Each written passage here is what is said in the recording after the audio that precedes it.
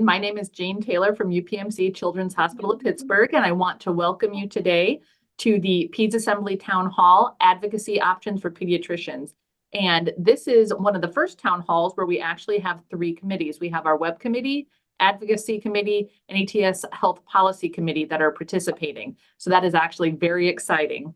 And I have some co-moderators with me today. I have Dr. Maria Tang Santiago from Cohen Children's Hospital.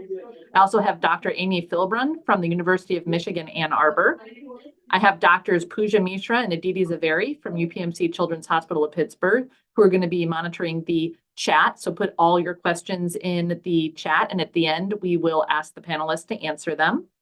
And then we have 3 co-organizers who have been key at putting all of this together. So I'd like to thank Dr. Ann Coates from Barbara Bush Children's Hospital, Dr. Christy Sadriamelli from the Division of Pulmonology in Johns Hopkins University, and Dr. Stuart Sweet from Washington University in St. Louis.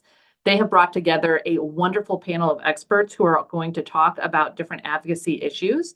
And that includes Dr. Sade Aflobi, and she is from the Division of Pulmonology at UT Southwestern. We also have Dr. Robin Cohen from the Division of Pulmonology at Boston Medical Center. We have Gary Ewert, who is the ATS advocacy specialist for our administrative staff and currently is actually at the Capitol advocating. We have Dr. Lynn Gerald, who is the Assistant Vice Chancellor for Population Health Science Program and Research Professor of Medicine at the University of Illinois, Chicago. We also have Dr. Stephanie Levinsky-Desir, who is from Columbia University Medical Center, and then Dr. Devika Rao, who is from the Division of Pulmonology, UT Southwestern.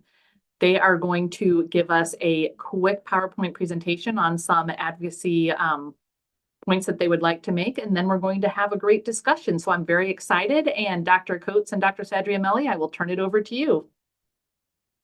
Great. Thank you so much, Dr. Taylor. And on behalf of Dr. Sadriamelli, Dr. Sweet, and myself, we'd like to thank the ATS Pediatric Assembly Web, Advocacy, and Health Policy Committees for this opportunity to host this town hall today on advocacy options for pediatricians. If we could just have the PowerPoint, great.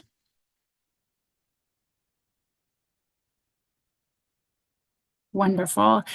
So here you see the outline for our town hall today. And as we move through each section, I want you to think about this quote from Eva Lewis.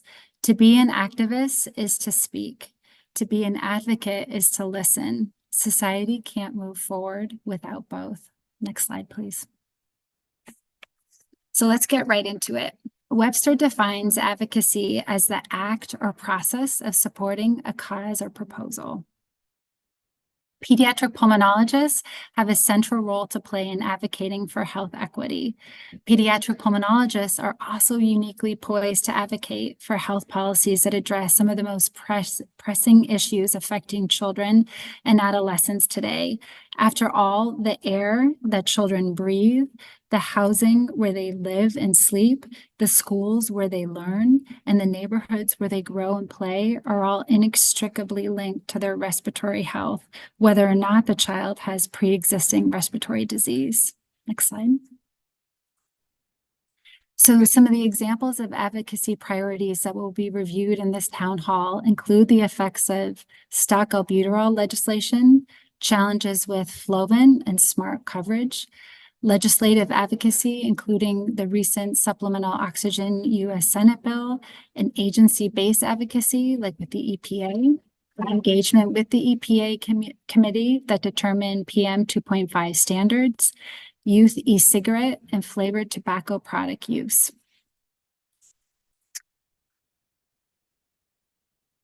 Okay, so child health advocacy is meaningful work, and it's possibly the most direct way that we physicians can address child health inequities. Educating patients, families, schools, communities, and lawmakers, and working toward impactful change can provide personal and professional satisfaction and may help counteract burnout. Through advocacy, pediatric pulmonologists can use observations of the challenges and gaps in the healthcare system to inspire and work toward change. And likewise, advocacy provides opportunities for pediatric pulmonologists to work together with physicians of other specialties, other professionals, it gives us the chance to have a potential impact on the well-being of kids that goes outside of the clinic room and even outside of the research relationship. We will give several examples today, but the case of stock albuterol legislation is one I always like to bring up as a good example of multidisciplinary collaboration. And as pediatric pulmonologists, I believe we should consider advocacy one of our responsibilities and a skill that we can pass on to trainees. Okay, next slide, please. This town hall will provide an overview. We're going to go over some selected priority areas in advocacy and health equity and provide some actionable examples so you can get some ideas of how pediatric pulmonologists may advocate while teaching and inspiring colleagues and trainees to do the same. And we assert that advocacy can and should be an important aspect of a career in pediatric pulmonology. If you are participating in this, you likely have the knowledge and the skill set to be an advocate.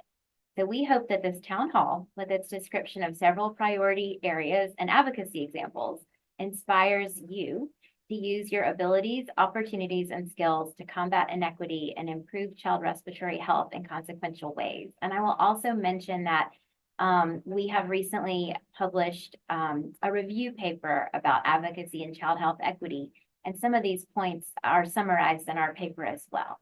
So before this ends today, I'll make sure we put a link in the chat to that.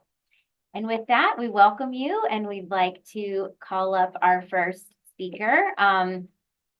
Annie, Dr. Coates, help me remember the order. I have it, you texted it to me earlier. Shade. First, and then we'll have Dr. Gerald after that. Hi. So my advocacy actually started at the beginning of the pandemic. And I think access was one of the big issues for me. And with the advent of telehealth and Zoom and all of those different things, I actually got to have a much wider experience and a much wider range of things for me to learn about on an impactful way, in an impactful way. And it first started as being a part of the ATS Pediatric Advocacy Committee, where we started to discuss stock albuterol and how we had some challenges within the state of Texas. And I heard about it, and at first I thought, that's not for me. I want to work at the community level. But then when I learned a little bit more about it and then started listening to some of the things going on at the state level, I really realized that this is something that I actually could do and do well, and reached out to Lynn because she is the absolute expert at this, and some stakeholders within the state. And Texas is really challenging. It's a large state. It's a very diverse state. It's a very heterogeneous state. And we're trying, and it can be legislatively a challenging state to work in. And we came up with a big coalition of stakeholders who met on a regular basis with Zoom to really move the needs for stock albuterol forward. And what is stock albuterol? Lynn can say it a lot more with a lot more knowledge behind it, but it is the ability for children and students who are in respiratory distress to be given albuterol without a specific prescription or prescription for that particular child or a diagnosis of asthma, because so many children within our school districts have the asthma and don't necessarily have the tools and equipment don't have their school letters and things that they need to have access to albuterol. And the reason why I felt like this was very important to me was because I had students who went through this all the time, where I know I gave them their school letter every single summer just before they go to school for their albuterol. I gave them their refills of their albuterol, but they didn't have access to the albuterol because organizationally they weren't able to get that to their schools. And then they ended up going home from school or even going to the emergency room and having a lot of anxiety as a result. And so this was really important to me, and I really felt that I could make a difference if I was able to get through something that seemed a little intimidating. But with the help of the ATS Pediatric Advocacy Committee, with the help of Lynn, and with the help of many stakeholders within the state, we were able to push this through, and we were able to help testify or at least send letters of support in other states in order to help them move forward their stock albuterol legislation. And then I'll pass it on to Lynn. Thank you, Sade. And I appreciate you calling me an expert, but I also have to say how my work with advocacy started. It started about 15 or 16 years ago when I had been working with schools for about 15 years in the area of asthma, helping them take care of children with asthma. And we had noticed that, less than 15% of kids had their albuterol at school with them or had it available when they had an asthma attack at school. But we really hadn't had any great solutions. And I had a school nurse call me and she said, can you help me create a stock albuterol program? I had no idea what this was, but she explained to me she wanted to have a single albuterol inhaler that multiple children could use. And so we started developing this really from a research perspective. And we developed it we developed it in Tucson and evaluated it. We showed a reduction in 911 calls and EMS transports related to respiratory distress. And then I saw that a few other states, at this time, I think 6 other states had stock albuterol laws. And I called up the American Lung Association, talked to people at the ATS, and said, how do we get a law that allows us to do this in Arizona? And so I really knew nothing about advocacy or how to do this, but I had the content expertise from working in schools. We developed a large coalition, just as Sade mentioned, of school health officials, public health department, advocacy organizations, and we were able to pass a law. My role was mainly in testifying in terms of what the importance of a stock inhaler law would do, the data that we had.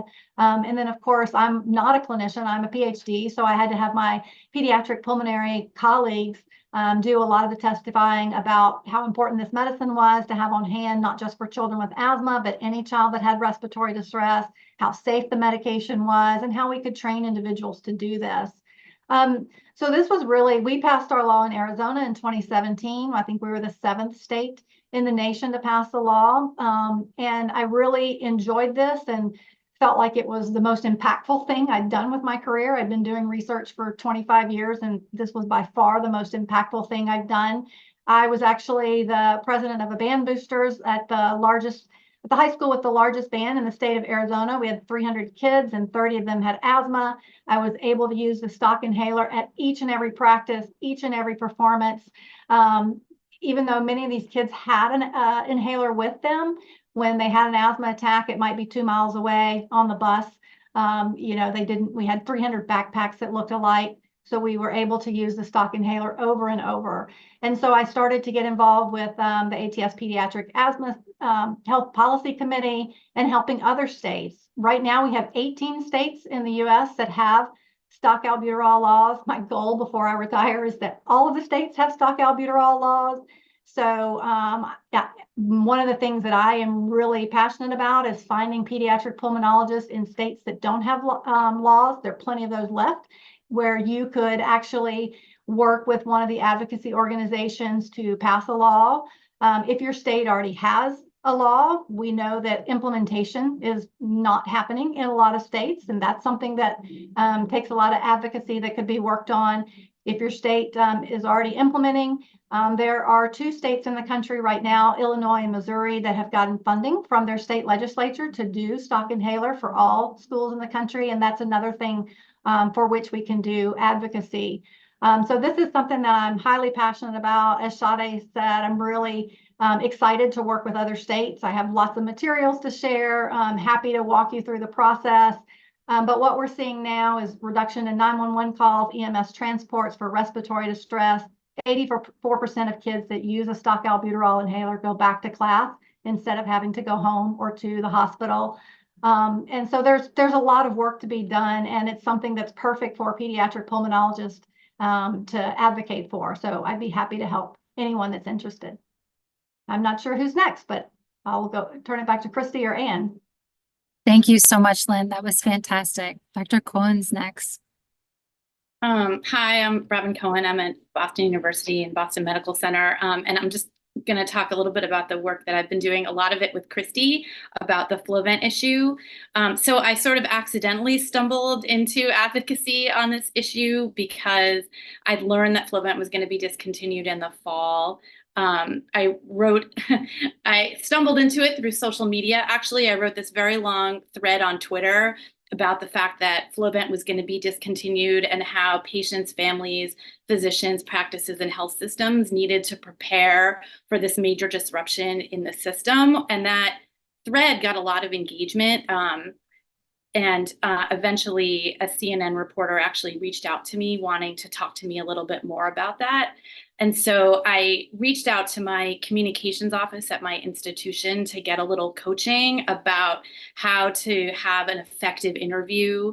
And that was, I have to say, really important because I'm not sure I would have known what to say or what points to focus on.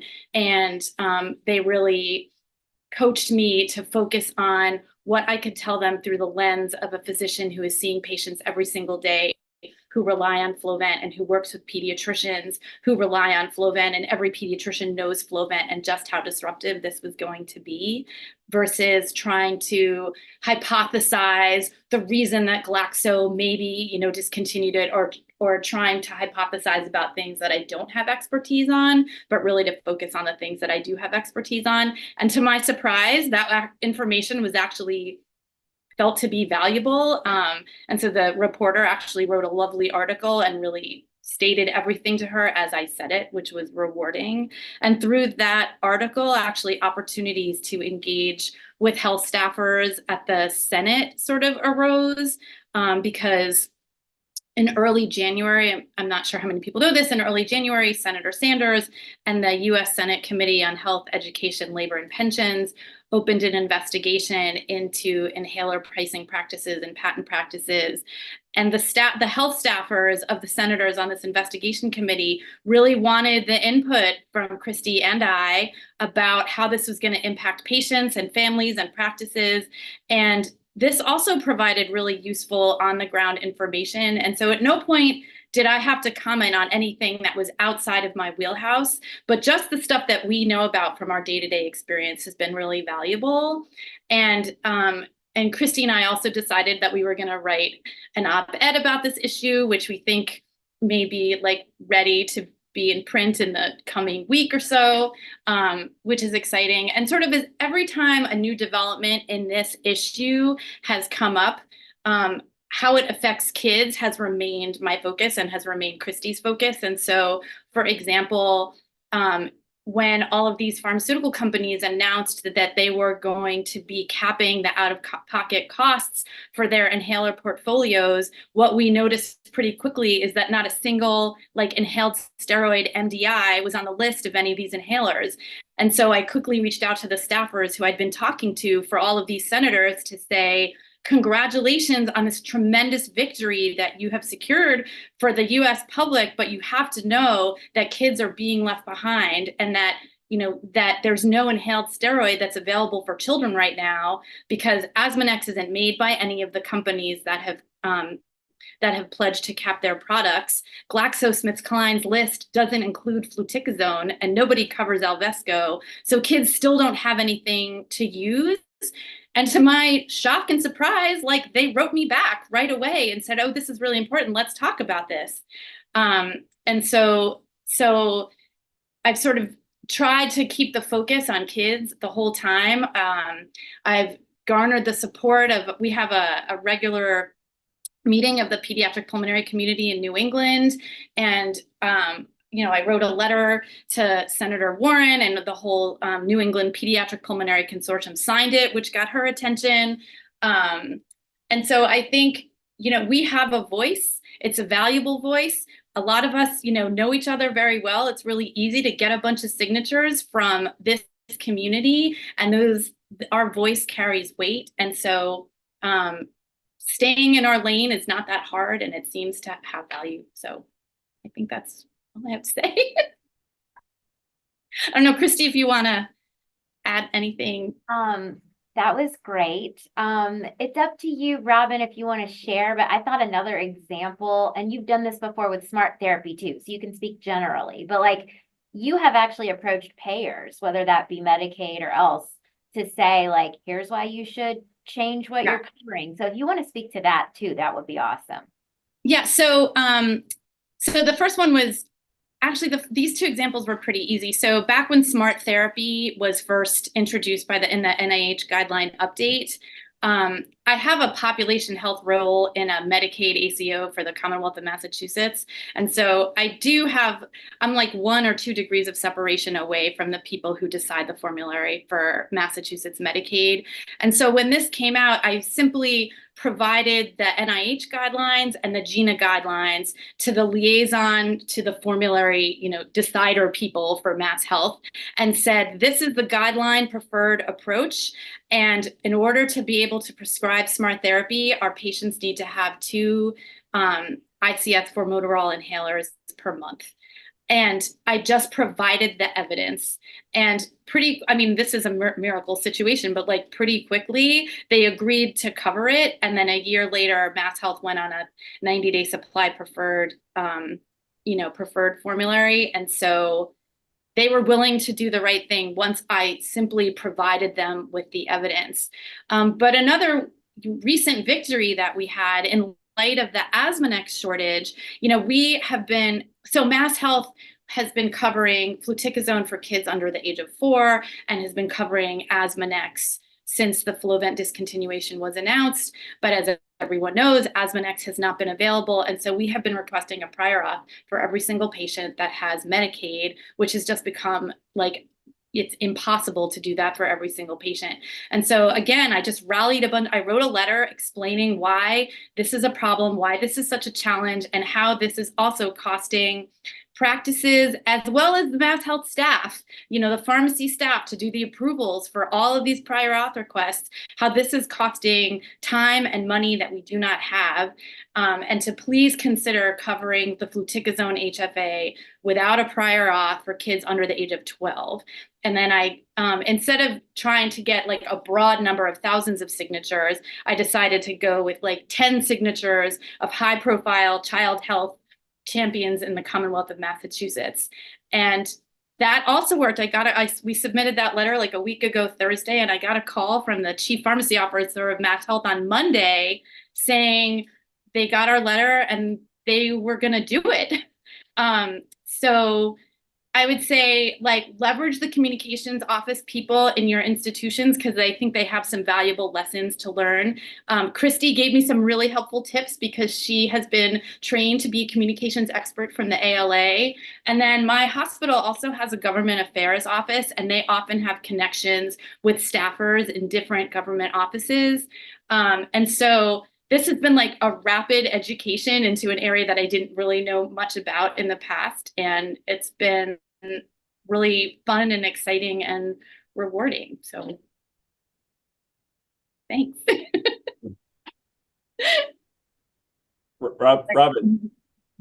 Robin, this is Andy Gelfand. I love what you're saying, and it gives me some ideas about how to find it here in Texas. But I wonder if you should also not only just include children, but if you should include the mentally challenged, and then you get the whole disability people behind you as well.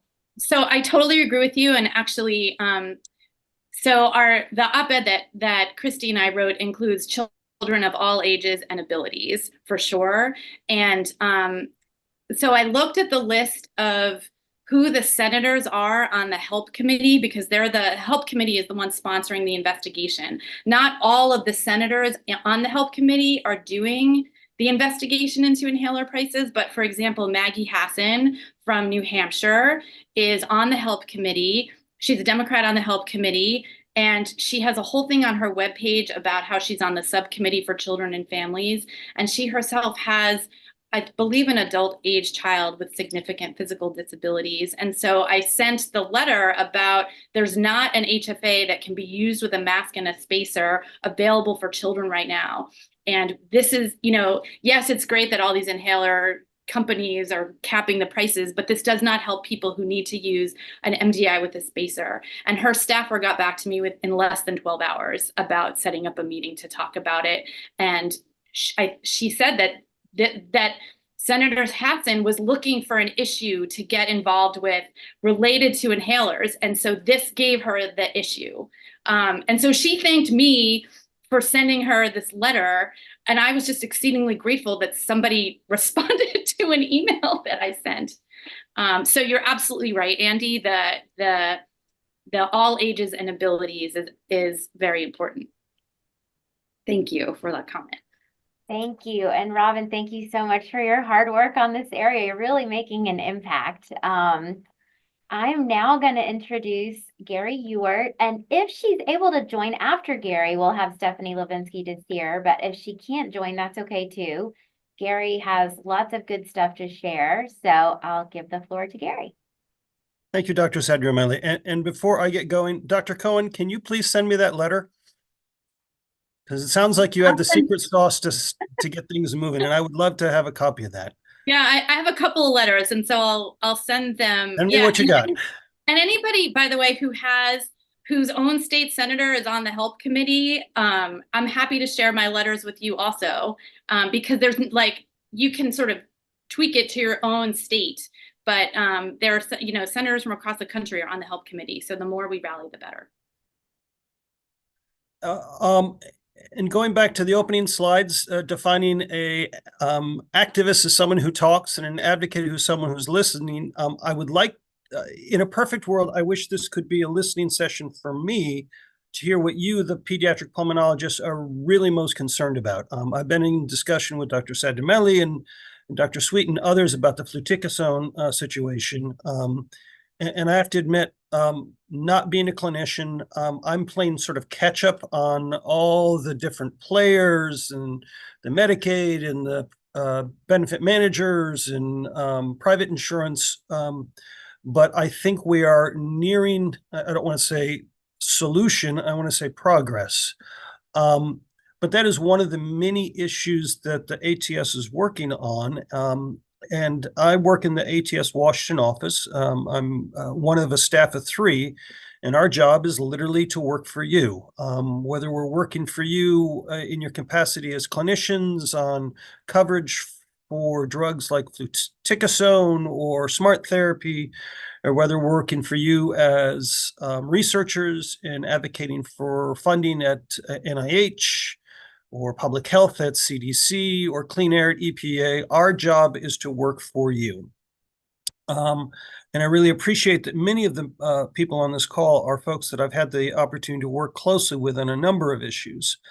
I think what might be best in this short period of time is to sort of do rapid fire what some of the irons in the fire that I'm working on that might be of interest to the pediatric community, and would welcome your guys' input on, hey, Gary, here's what you missed. So let's start with some of the big ticket ones. We're waiting on the administration to issue a final rule to ban menthol from cigarettes and flavored cigars. To make a long and somewhat torturous story short, essentially the president is worried that if he issues a final rule banning menthol cigarettes and flavored cigars, it'll hurt his election prospects. To say the least, that is disappointing. I will say that ATS members, including those on the ATS Tobacco Action Committee and other former alumni of the ATS Tobacco Action Committee, have been very active in reaching out to the administration, and this is political advisors calling for a final rule to ban menthol cigarettes. As you may know, a coalition of 3 medical organizations just filed suit in federal court for FDA's delay in issuing that final rule. The ATS is not a party to that suit yet, but I imagine that as the case proceeds, we will join amicus brief in support of the petitioners, trying to force the administration to move as quickly as possible to ban menthol cigarettes and flavored cigars. The next big issue on the horizon in the tobacco space, though, I think is going to be a low nicotine product standard. FDA has signaled that they're interested in using their authority to create a standard of creating a maximum amount of nicotine that can be in combustible cigarettes. So far, their discussion seems to be limited to just combustible cigarettes and combustible products. I don't want to speak for the Tobacco Action Committee, but it's my strong belief that an effective nicotine product standard needs to apply to all nicotine products, not just combustible products. Obviously, a standard that impacts cigarettes, and there's no standard in the e-cigarette market, effectively drives the nicotine market to e-cigarettes to the benefit of no one. And having conversations with FDA staff about that, their answer, to put it bluntly, is show me the science.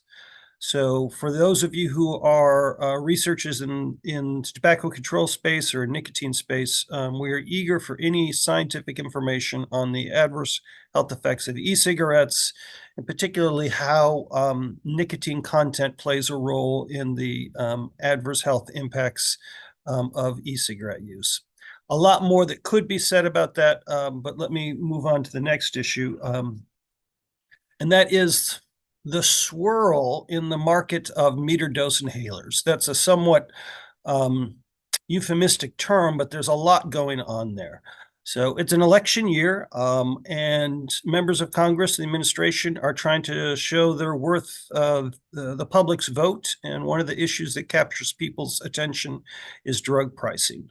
I will say some of what we're seeing from the administration and from Congress is purely political posturing, and I doubt how serious they will continue to pursue drug pricing, particularly meter dose inhaler pricing, after the election. But that means we have a narrow window of opportunity, and we need to take advantage of this situation and their attention now. I don't foresee Congress passing much legislation on the issue of drug pricing. I do think our most likely chance to advance thing will be at Medicare, Medicaid, and administrative regulation of drugs. Specific to the fluticasone issue, I'm going to go a little off script here and share with you that I will be giving a presentation this week, Thursday or Wednesday, to representatives from GlaxoSmithKline, AstraZeneca, all the big pharmaceutical groups. And I'm curious, what would you like me to tell them? What would you as pediatric pulmonologists want your staffer in the DC office to tell these leaders from the big companies in the MDI space about what's going on in the market? Let me pause for raised hands, because I would genuinely like to hear from you what messages you would like me to deliver. Palashide? Hi. So one message I'd like to deliver is that it's really nice that we can get this legislation in place, but it's nothing if the pharmaceutical companies and in the pharmacies don't actually pay attention to these particular things and continue to make access challenging. I have many children and many patients who are only able to get albuterol at this point in time. They're not able to get any of their controller medicines, and we know for sure that leads to increased morbidity and mortality in those with asthma. And the severity of asthma that we're seeing in the hospital right now is higher than we've ever seen before. And so these are very, very important things in the condition that's considered the most common chronic condition of childhood. Remind me, what state are you in? I'm in Texas. Thank you. Dr. Cohen?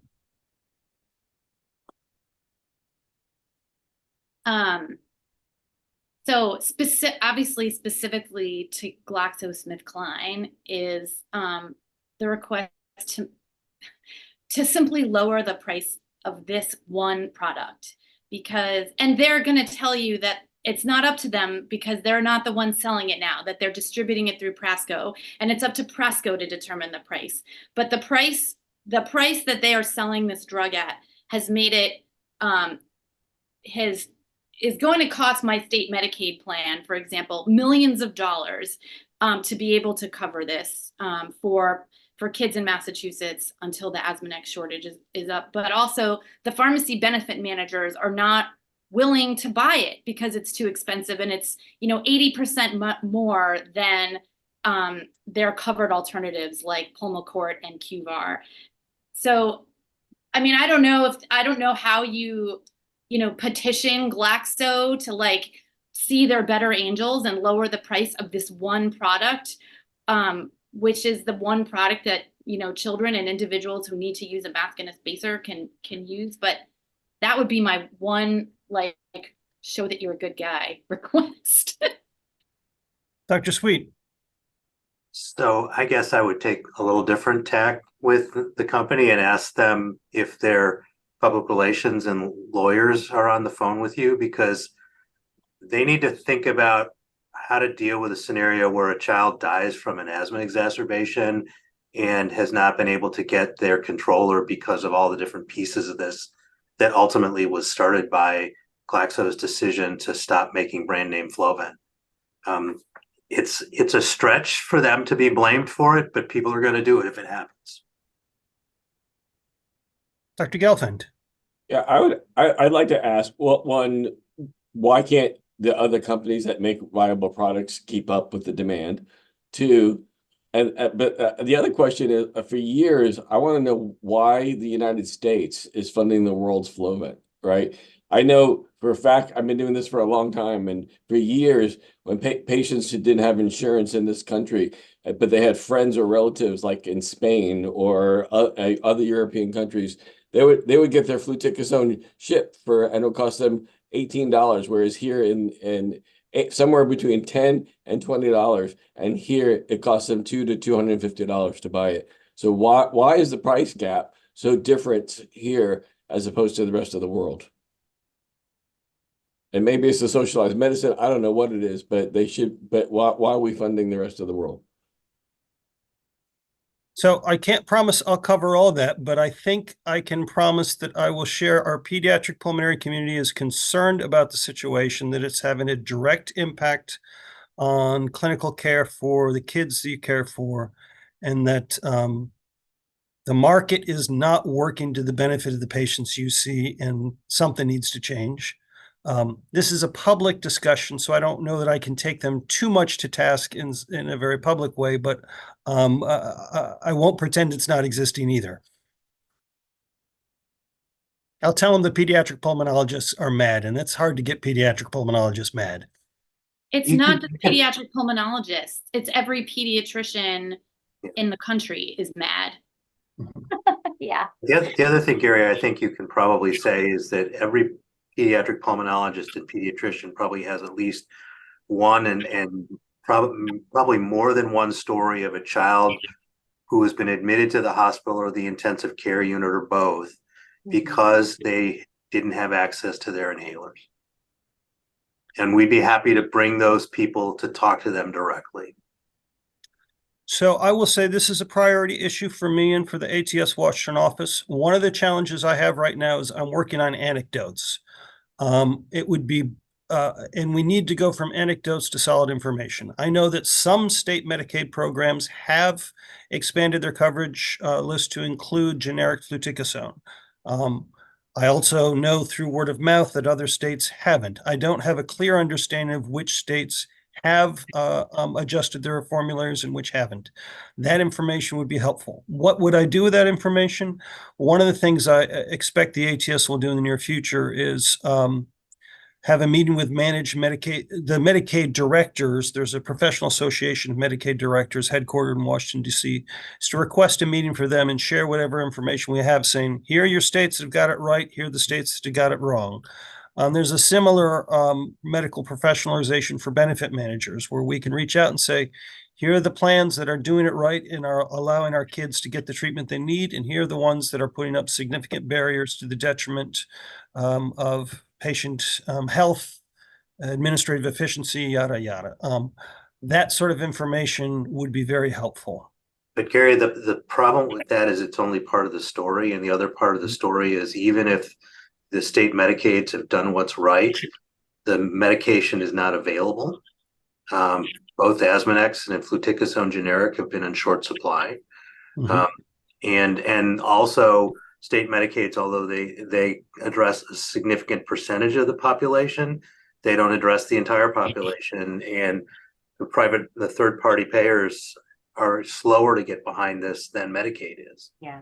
in I many will regards. also say that the ATS, not frequently, but on occasion, has requested meetings with private insurers to address insurance coverage that we think is not supported by the guidelines.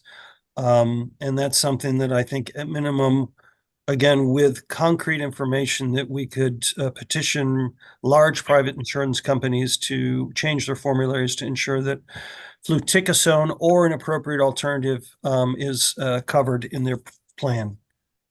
I'm gonna jump in.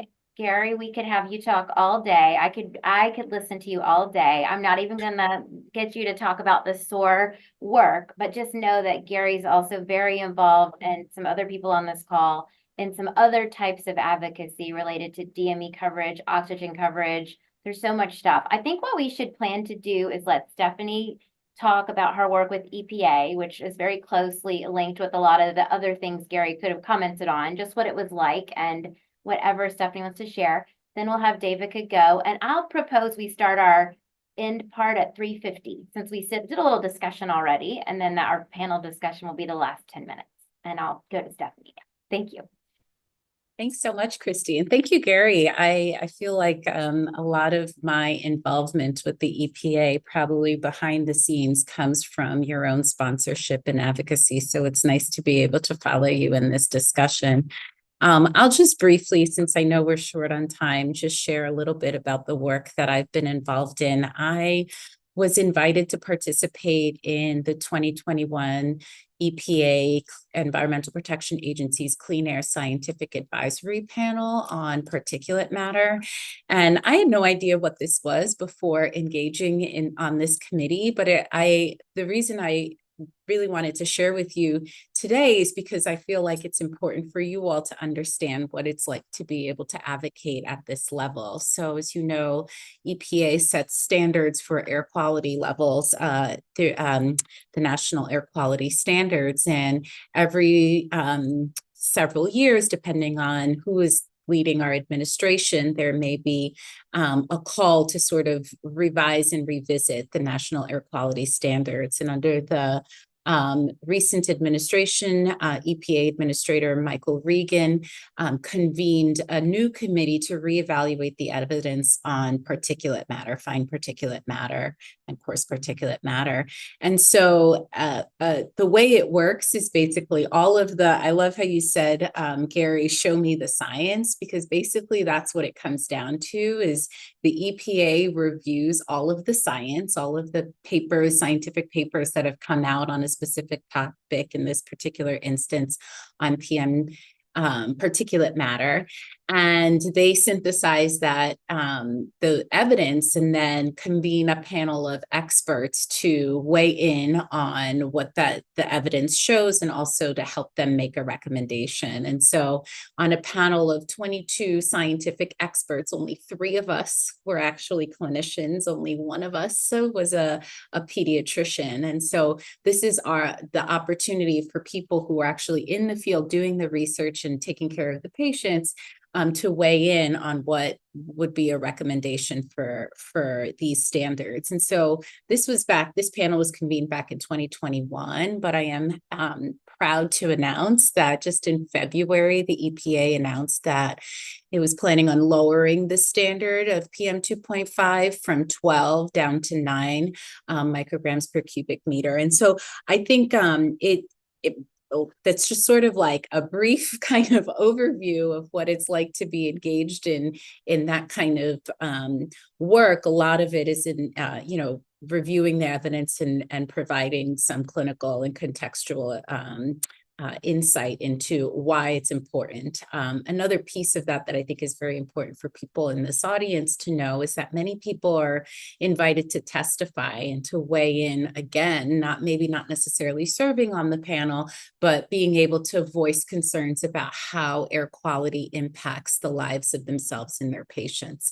And so that's just one other opportunity, I think, for people here when those opportunities arise to be able to testify on a public hearing about whether it's a review of standards. I also serve on the EPA's Child Health Protection Advisory Committee. Every time we have a meeting, we invite people from the public to have public commentary. These are opportunities to make sure that your voice and the voice of your patients are in these discussions and conversations. So I can pause there because I know there's lots of advocacy going on, but I just wanted to share sort of one little sliver of how we can all be advocates in our space. That's perfect. Thank you, Stephanie. And then I'm going to pass it to David. Hi, everyone. I'm Devika Rao. I'm at UT Southwestern in Dallas. When it comes to advocacy in the e-cigarette space, I got my start with being interested in this in probably 2019 with that E-Valley outbreak. And it really started with my experience as a clinician. I got very interested in the patients that were getting admitted with severe lung injury. And just that year, there was a symposium at ATS on the harms of e-cigarettes that was like standing room only. And there was a member of the FDA, I think it might have been, I can't remember his name. Anyway, it was a very well-attended session. Everyone was kind of starting to become very interested in the problem of these products and the kind of exponential increase in the use by adolescents. And then we had this E-Valley outbreak, and I led a multidisciplinary effort at my institution to try and standardize how we cared for these kids when they were admitted. And then I sort of became known as like a local e-cigarette expert, and my name sort of came up. So I wanted to kind of emphasize that kind of what others have been saying also is that my experience with this started as a clinician and kind of being more involved in that space. And then I was being asked to do some local media interviews, and that kind of got my name out there. And I started really advocating at a local level. I know a lot of folks here have done really amazing, wonderful things on state levels and the federal level. My involvement has been mostly local and regional. And so I did a lot of local media interviews, and I continue to do that. And honestly, that's been extremely rewarding. It kind of gets the message out there. It gets families discussing the harms of e-cigarettes, and it kind of has led to other opportunities. So there are probably where you are anti-tobacco coalitions and organizations. There's one in North Texas. It's called the Tobacco-Free North Texas General Coalition. And someone, I think, saw my interview, got in touch with me, and that led to many opportunities to speak at local schools. And I think that's been my favorite thing that I've done, is to actually go to schools and speak to kids, speak to staff, and especially parents about the harms of e-cigarettes. Because I think even to this day, even with more awareness about e-cigarettes, that most parents are not aware of how accessible these products are, and they're not aware of the harms. So I have done quite a few talks at schools. I have one coming up. And so my media interviews led to contacts with various regional organizations like the one I mentioned, but also the American Heart Association, which is actually local to Dallas, reached out. They have an advocacy branch, and they have an interest in the effects of e-cigarettes. And I've kept in touch with that individual on advocacy opportunities with respect to disciplinary measures that are taken by schools to handle kids who are caught vaping on campus. And this has been a huge problem in Texas. Last year, there was a bill that was passed that mandated alternate schooling for kids who are caught vaping on campus. In other words, the kids are taken out of school immediately. They're sent to alternative schooling for a set number of days, which is really awful for the kids. And so I've had the opportunity to work with the American Heart Association as well. My work with the local tobacco coalition had, at one point, it led to several meetings with, it's really interesting, like as clinicians, there's all of these local groups in the community doing really good work, and we just don't know about them. There's a fairly large county just south of Dallas County, and they actually receive state funding to provide like free counseling services for kids with drug issues. And so at one point I had met with that group, and I filmed a video for the Teen Ambassadors Against Tobacco in Texas, and that video provides my perspective as a clinician for a major conference that happens that's organized specifically for anti-tobacco advocates who are teenagers. So that's been also just kind of one thing has led to another. And then most recently, I've discovered that the AAP has a lot of opportunities as well. I think just like cut you off there. The AAP has a lot of opportunities, period. Only because we're so short on time. I don't want to cut anyone off today, but I think we should just give a couple minutes. I'm going to turn it over to who's moderating. Sorry to interrupt you, but that was perfect. And great examples of community involvement that I love. Pia and Aditi, do you guys want to be in charge of moderating the questions? I saw some in the chat that I can speak to certainly, and I think others on here can too. Yeah, so I think a couple of the questions were directed at you. Dr. Santiago was asking if there was any concern for the impact of high flow inhalers, HFA inhalers on the environment, and whether this was driving the drug companies to maybe making more breath actuated inhalers. I've wondered if that's we never know why they make their decisions. I will speak very quickly to that. So HFA propellant is a greenhouse gas. It's a global warming gas. The proportion coming from inhalers is really just a small fraction, a drop in the bucket. But I can't answer. I'm going to try to answer this very quickly. So due to some existing legislation, by the year about I think it's 2030 in the US and potentially sooner in EU and worldwide even, potentially the current HFA propellants are going to need to be phased out. There are less polluting HFAs that can be subbed in. I don't know why they're doing more DPIs, but certainly that could be a force in the future if it's not already. I also, but I think, kids are a very small fraction of that. And if we sub it for a less polluting HFA too, and we think of kids as a small fraction of the market, that's really important. But also, study out of the UK has shown that poorly controlled asthma is associated with a much higher greenhouse gas footprint from overuse of albuterol. So, I think it's actually, that's the bigger problem. The only other quick thing I'll say related to something Robin said earlier, the price of DPIs and the price of HFA-based MDIs, they're not really different if you look at the average wholesale price. I don't think they're cheaper to make from anything that I've read. They're only cheaper because there's more of them and the companies are doing these bulk deals and rebates, and it's all this kind of like crazy stuff that happens behind the scenes. It's not that they're cheaper to make or cheaper to sell. It's just that the situation we're in. And then I think there was one more question for the advocacy committee, which I'll speak to too, because that was for me. The only other question for that is how to engage with the advocacy committee. Probably just email me and I will connect you with all of our wonderful members who are experts and specialists in these and many other areas. And we love to hear new ideas. So please email me anytime. I'll put my email in the chat. Thank you so much for that. Just to add a couple of comments related to the question that you just answered. Apparently, smart therapy actually leads to fewer inhalations and less greenhouse gas emissions, which is interesting, and I didn't know that.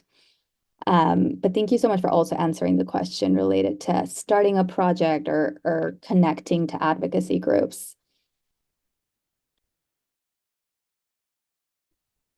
Is that it for our questions then? Okay. That's it, Amy.